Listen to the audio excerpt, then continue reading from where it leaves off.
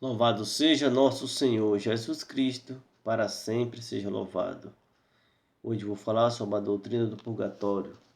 O que a igreja ensina, o que está aqui no magistério da Igreja Católica, no nosso catecismo. Então, no parágrafo 1030 a 1032, vai nos falar sobre essa doutrina do purgatório. A purificação final ou purgatório. Os que morrem na graça e na amizade de Deus, mas não estão completamente purificados, embora tenha garantida a sua salvação eterna, passa após a sua morte por uma purificação, a fim de obter a santidade necessária para entrar na alegria do céu. A Igreja determina purgatório, esta purificação final dos eleitos, que é completamente distinta dos castigos dos condenados.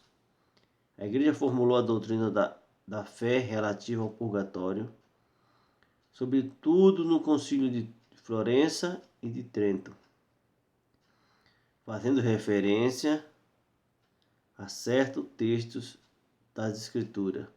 A tradição da Igreja fala de um fogo purificador. No que se concerne a certas faltas leves, deve-se crer que existe antes do juízo um fogo purificador, segundo o que afirma aquele que é verdade, dizendo que se alguém tiver pronunciado uma blasfêmia contra o Espírito Santo, não lhe será perdoada nem no presente século, nem no século futuro.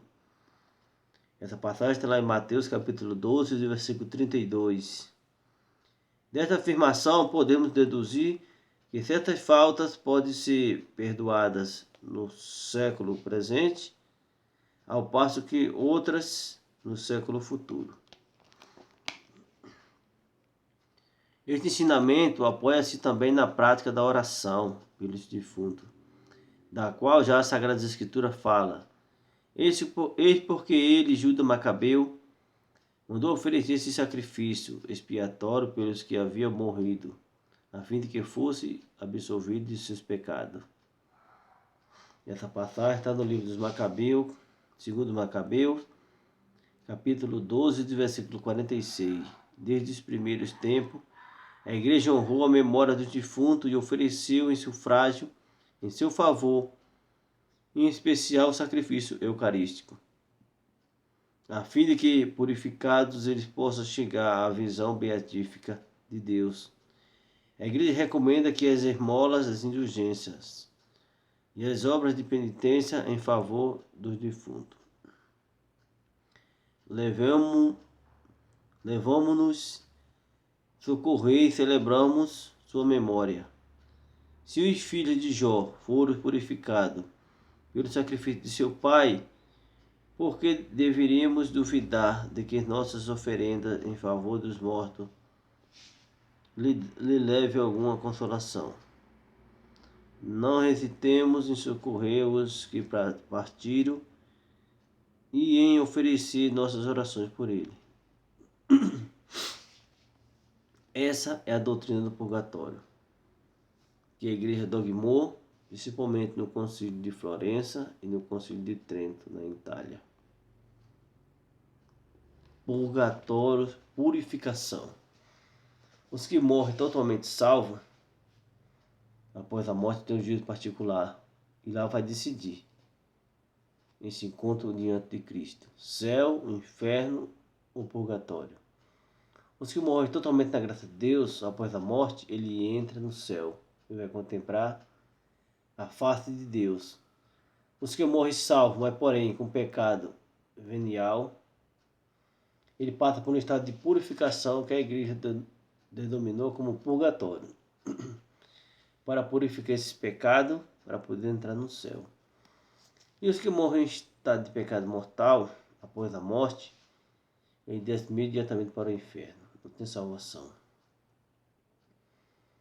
Como está escrito lá em Hebreu, capítulo 9, versículo 27, está determinado que o homem morra uma só vez e em seguida segue seu juízo. Esse é o juízo particular, onde vai decidir. Aquele que resistiu até o sangue na luta contra o pecado, como está lá em Hebreus 12, versículo 4, esse que perdeu a vida por amor a Cristo, esse que recebeu o batismo de sangue, que morreu em estado de graça, após a morte, ele entra imediatamente no céu. Aqueles que morreu salvo, porém, com pecado venial, passa por esse estado de purificação para poder entrar no céu. Mas aquele que morre em estado de pecado mortal, após a morte, desce imediatamente para o inferno. Está aqui no parágrafo do Catecismo 1035. Então, devemos ter muito cuidado com essas afirmações por aí. Que muitos afirmam, o cidadão passou o tempo todo negando Jesus Cristo, negando Deus, não foi fiel aos mandamentos, não viveu bem o sacramento, não participava das missões de domingo, morreu negando Jesus Cristo e quando morre, chama o padre para celebrar as exéquias, chama o padre para celebrar a missa de corpo presente, as exéquias são válidas, a missa de corpo presente é válida, a missa sétimo dia é válida, mas se ele já estiver no inferno, não serve mais para ele. Se morreu em pecado mortal, não tem salvação. Essa é a realidade. A doutrina do purgatório está aqui para nos esclarecer isso. Então, inúmeras referências na Bíblia Sagrada. Mas não vamos encontrar assim escrito num lugar só, purgatório. Mas aqui em Mateus 12, 32, 1 Coríntios 3, versículo 15, aquele servo cruel da parábola, aquele servo cruel que não perdoa o seu irmão, e o patrão joga ele na prisão e diz: de lei só sai quando pagar o último centavo. Então temos inúmeras referências, tanto no Antigo como no Novo Testamento. Agora você não vai encontrar numa página só lá a palavra purgatório, a palavra Santíssima Trindade. Não vai encontrar assim. Mas está na Bíblia, está na palavra de Deus. É dogma de fé. Por isso que a igreja assistida pelo Espírito Santo dogmou, tanto no Concílio de Trento como no Concílio de Florença. O purgatório, essa purificação da alma para poder entrar no céu e contemplar a face de Deus. É dogma de fé. Está na palavra de Deus, está no catecismo. A igreja tem 3 fases. A igreja militante, que está aqui na terra, que somos nós, reunidos em assembleia. A igreja padecente, que está no purgatório. E a igreja triunfante, que está contemplando a face de Deus. A igreja padecente, que se encontra no purgatório, os fiéis defuntos, não podem fazer nada por ela. Então as orações, as intenções, as missas vai diminuindo a pena para que aquela alma entre no céu. Por isso que todas as missas se ora pelos fiéis defuntos, pelas almas do purgatório. Os textos, as intenções da missa, as novenas que se oferecem em sufrágio à alma dos defuntos, é para a sua salvação, para a sua ressurreição. Quando a gente morre, e a alma é separada do corpo, o espírito sobe diante de Deus e lá tem o juízo particular. Dá para se decidir, céu, purgatório ou inferno. Quem está no purgatório já está salvo, mas precisa aguardar esse momento. Pode demorar lá 1 ano, 10 anos, 15 anos. E o fogo do purgatório é um fogo que queima, é um fogo que arde. Já que é como ouro, você colocar o ouro no fogo, quanto mais se derreter, ele vai permanecer sendo ouro.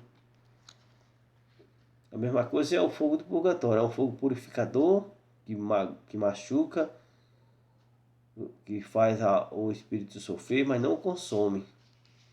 Vai purificando para que aquela alma entre limpa no céu. No céu não entra pecado. Ao passo que é diferente do fogo do inferno, que é um fogo destruidor. Tanto como nós criamos na eternidade do céu, também existe a eternidade no inferno. Então aqueles que morrem negando Jesus Cristo, não são fiéis aos mandamentos, não são fiéis ao sacramento, não participam das missas, nega Jesus Cristo o tempo inteiro, e aqui eu estou falando para os católicos. Após a morte, recebe as exéquias, recebe missa de corpo presente, missa é sétimo dia, a missa é válida, as exéquias são válidas, mas para ele não vai servir, porque já está no inferno. A salvação é aqui. Enquanto nós estivermos aqui, devemos buscar essa salvação. E após a morte não tem mais salvação. Para aqueles que morrem em estado de pecado mortal. Assim como não há salvação para os anjos que pecaram contra Deus, também não há salvação para o homem após a morte. Então, devemos caminhar no caminho de Jesus aqui. Que a maioria de muitos hoje estão santificando, muitos famosos e outros. Morreu e está no céu. Como está no céu? Que negou Jesus Cristo o tempo todo e quando morre vai para o céu? Não vai. Então tem muito cuidado com isso. Então a igreja formulou esse dogma de fé aqui do Catecismo da Igreja Católica, no Concílio de Trento e de Florença. A purificação das almas após a morte. Espero que eu tenha explicado com detalhes. Se ficar alguma dúvida, depois eu posso